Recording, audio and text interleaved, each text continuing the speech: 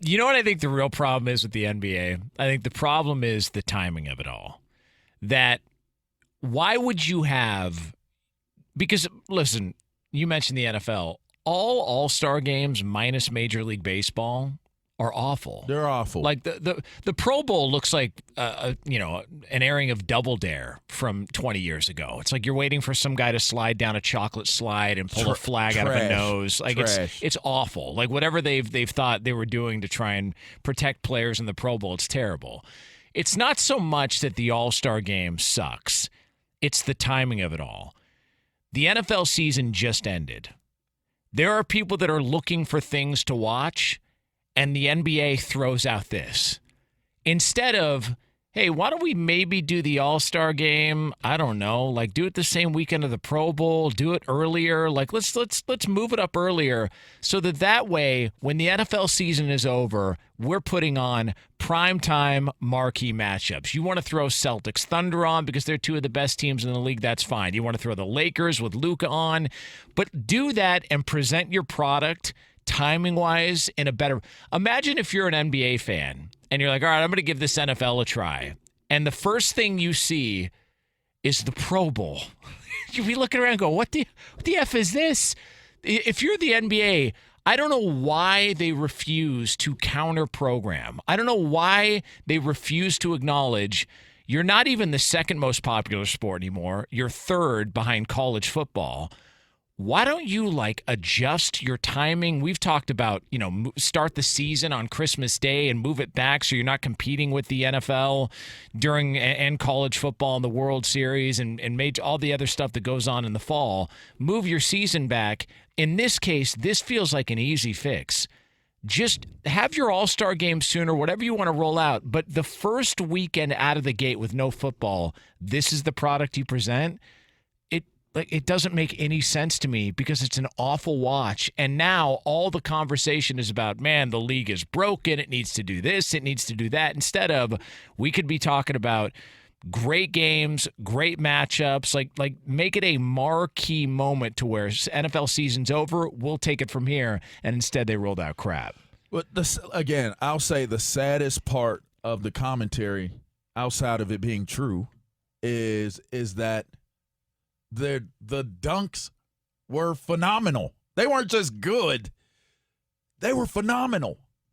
And nobody cared. You know who cared? The people who are probably upset right now that I said nobody cared. And that's like the niche portion of basketball fanatics. You have some basketball purists who love to judge anybody who doesn't, which you have that in every sport. But those are the people who care.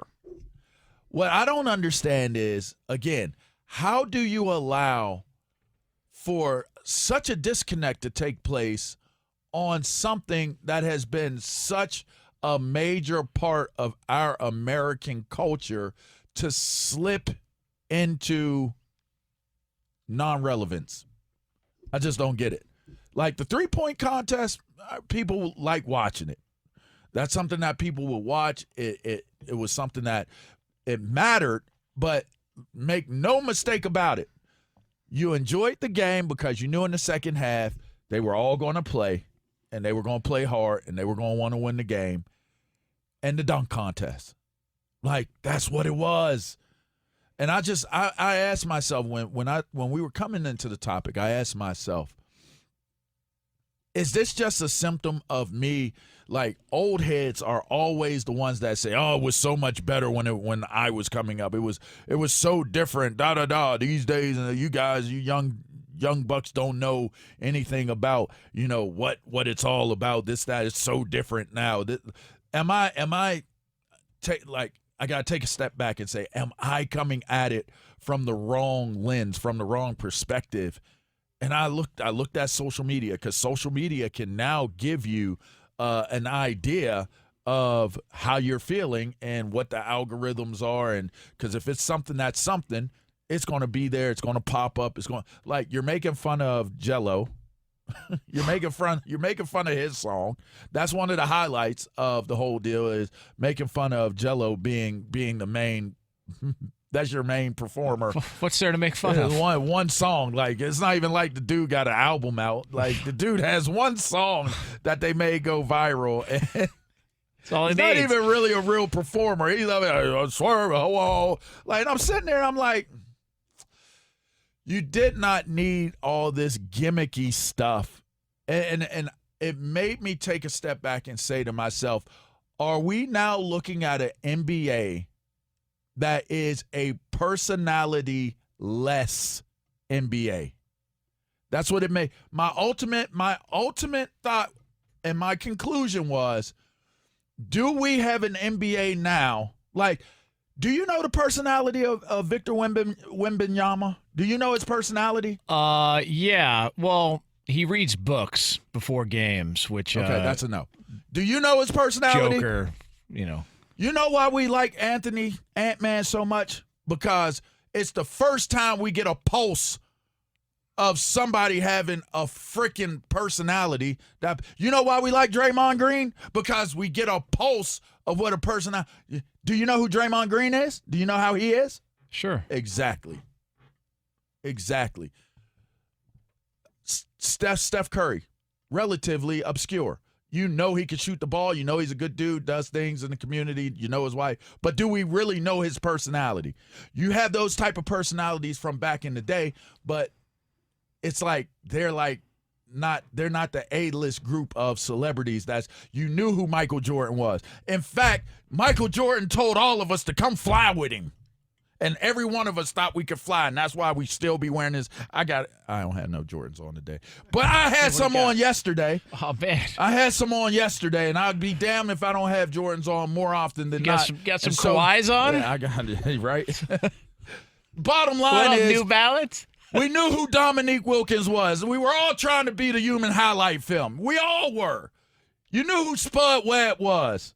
He was the more quiet one. He was like that quiet one. But you had so many personalities. Charles Barkley telling you to F off. I'm not your role model. I'm not your kid's role model. I'm not your role model.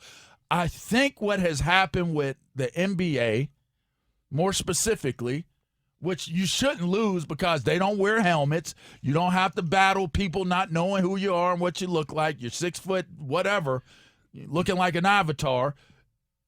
You got to there has to be more established personalities, like throwing guns up in the club, throwing ones, strippers. Like, you can't have John Morant, who is one of your biggest names and dopest players. That's how we know you. That's how we know you. Like, that's Jason Williams back in the day, and he's like the degenerate of all the superstars. But even then, you knew who Jason Williams was personality-wise, because it was a point to make sure that the personalities were getting consumed by the consumer. You're selling the game. We know who LeBron James is. We know his personality. We know who he is. He drives it because his personality and us knowing him, us going on this NBA journey with LeBron makes sense. How many players in today's NBA can we say that about? When you could say that about each team. Each team, if you were a Pistons fan, it was Vinny the Microwave. It was Isaiah Thomas. It was Joe Dumars. It was Rick Mahorn. And you knew who they were. Because they all had Bill Laimbeer. They all had their personalities that you loved that made them the bad boys. If it was the New York Knicks, from Oakley to Mason to Ewing to Starks to Mark Jackson, you knew who these people were by market, and their personalities drove the game and they mattered. From the Celtics to, you name it, the Rockets, they all had their different personalities. The Portland Trailblazers, the Indiana Pacers, sitting there choking at Reggie Miller. We got to know Reggie Miller. He's sitting there choking himself out to Spike Lee. There were so many great moments that built a relationship between the players, the teams, and the fans. It's unrecognizable in comparison to that. I mean, am I off on this? That's a disconnect. That's a disconnect. Like, what is the connection to the player? What is the connection to the players as in general? And what's the connection to the team?